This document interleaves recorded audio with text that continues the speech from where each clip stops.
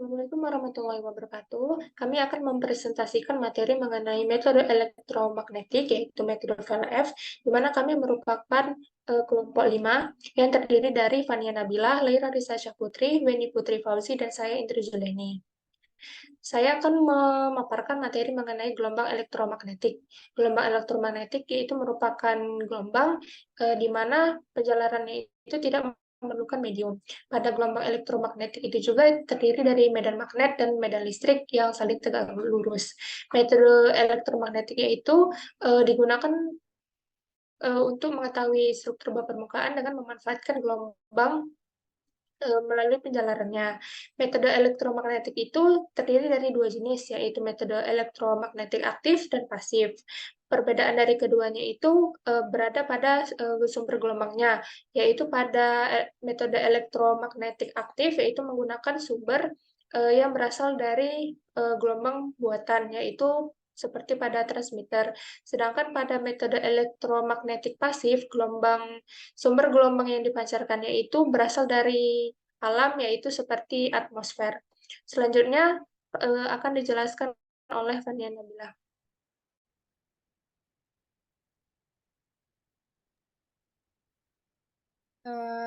Di sini saya akan menjelaskan mengenai metode EM yaitu VLF. Jadi metode VLF ini merupakan salah satu metode geofisika yang memanfaatkan gelombang elektromagnetik, di mana gelombang ini berasal dari alam atau dari pemancar frekuensi pemancar yang memiliki frekuensi rendah. Metode EM VLF ini sendiri mempunyai tujuan mengukur harga konduktivitas batuan berdasarkan pengukuran gelombang elektromagnetik sekunder. Metode ini memanfaatkan hasil induksi elektromagnetik dan frekuensi yang sangat rendah.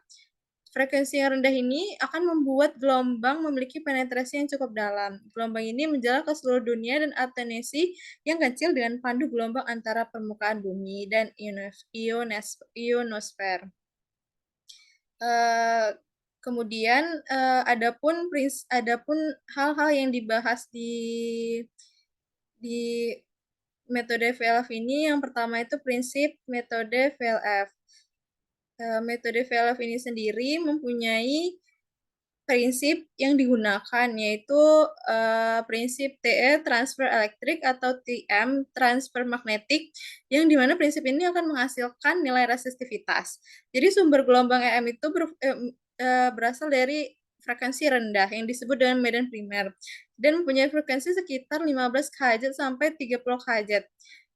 Nantinya frekuensi ini akan merambat pada permukaan bumi dan ionosfer. Dan pada batuan yang memiliki sifat konduktivitas, medan primer ini akan mengonduksi arus sekunder atau kita bisa sebut juga dengan arus eddy.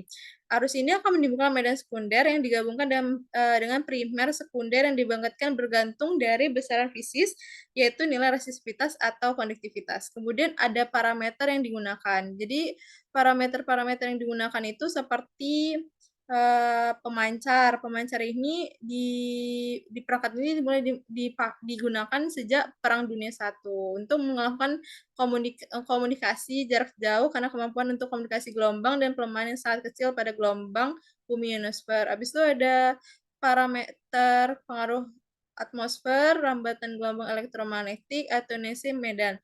Nah, atonisasi medan sendiri ini merupakan pelemahan medan mempengaruhi kedalaman pada saat amplitudo menjadi 1/E yang dikenal sebagai istilah skin deep atau kedalaman kulit. Kedalaman inilah menjadi metode EM yang dikenal dengan penetrasi gelombang. Kemudian ada proses pengolahan data. Jadi proses pengolahan data itu dapat dilakukan dengan beberapa koreksi, seperti koreksi moving average filter.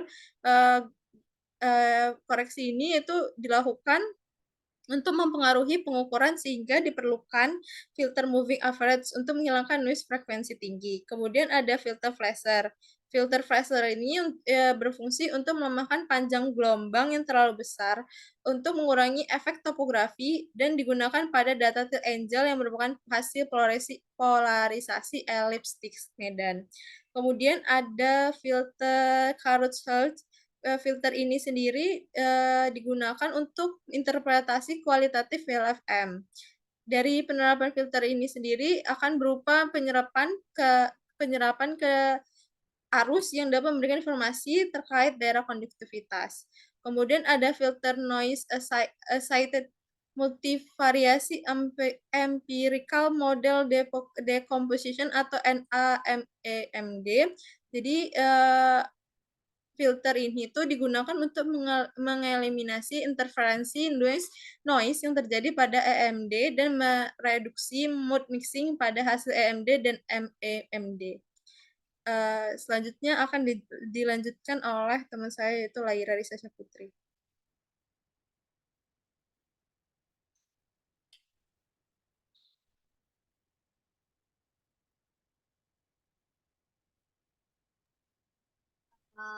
Baik, selanjutnya masuk ke metodologi penelitian. Lokasi penelitian sendiri terletak di Lambada, Kecamatan Pekanbadak, Kabupaten Aceh, Provinsi Aceh, dan dilakukan pada sekitar area pantai lokasi Lambada dengan panjang lintasan sepanjang 200 meter, dan ini merupakan peta lintasan pengukuran yang tertera. Selanjutnya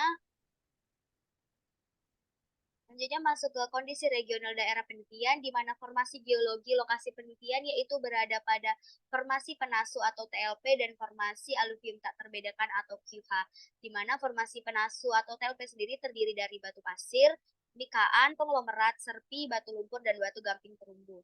Dan formasi aluvium tak terbedakan atau QH terdiri dari kerikil, pasir, dan lumpur.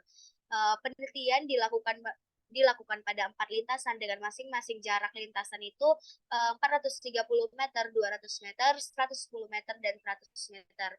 Penelitian ini dilakukan dengan tujuan untuk mengetahui struktur bawah permukaan daerah pengukuran. Next ada peralatan penelitian yang dilakukan. Peralatan yang digunakan pada penelitian ini yaitu ada perangkat kerasnya, ada satu set instrumen VLFT, satu unit laptop, kompas, GPS, HT, dan palu. Lalu perangkat lunak yang digunakan untuk membantu dalam pengolahan data dan interpretasi data, yaitu ada Microsoft Office Excel dan software Kefleet. Next akan dilanjutkan oleh teman saya, Weni Putri Fauzi. Baik, terima kasih penjelasannya. Kemudian adalah bab hasil dan pembahasan. Setelah dilakukan input data pengukuran berupa data fasa dengan nilai frekuensi yang digunakan adalah frekuensi 19,8 kHz dan 22 kHz untuk memperoleh penampang hasil filter Karus-Hagel dan moving average untuk mereduksi noise dengan software KH-Fields. Pada tampilan dapat dilihat hasil filter dengan frekuensi 19,8 kHz, di mana terlihat 19,8 kHz, di mana terlihat daerah berkonduktivitas tinggi pada daerah atau jarak 75 sampai 100 meter dengan perkiraan kedalaman 5 sampai 30 meter. Konduktivitas ini ditandai dengan warna yang gelap, ditandai dengan color bar yang terdapat di bawah gambar, yaitu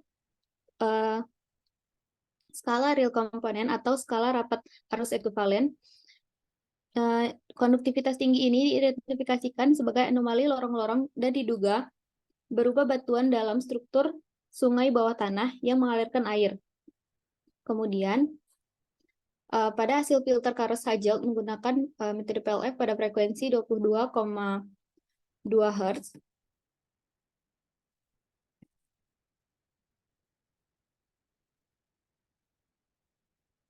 Terlihat dua daerah dengan konduktif yang ditandai dengan nilai rapat arus ekuivalen atau RAE-nya yang lebih besar pada daerah sekitarnya, yaitu pada dua daerah yang ditandai dengan warna merah.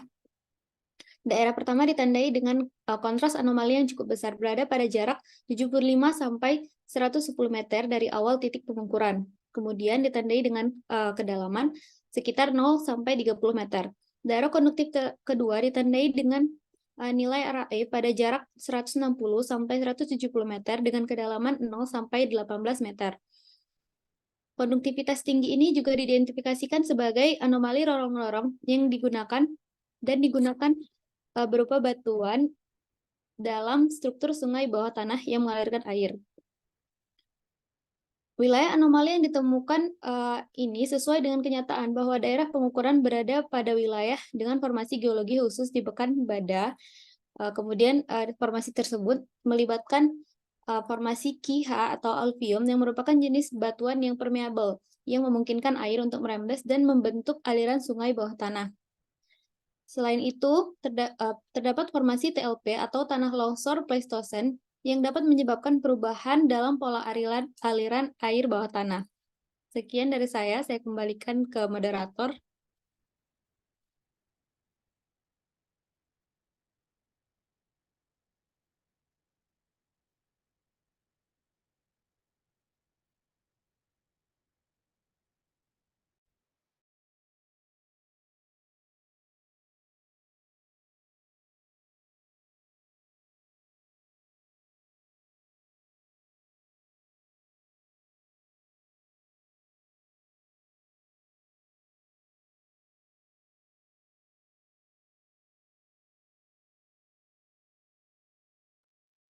Sekian dari presentasi kami. Assalamualaikum warahmatullahi wabarakatuh.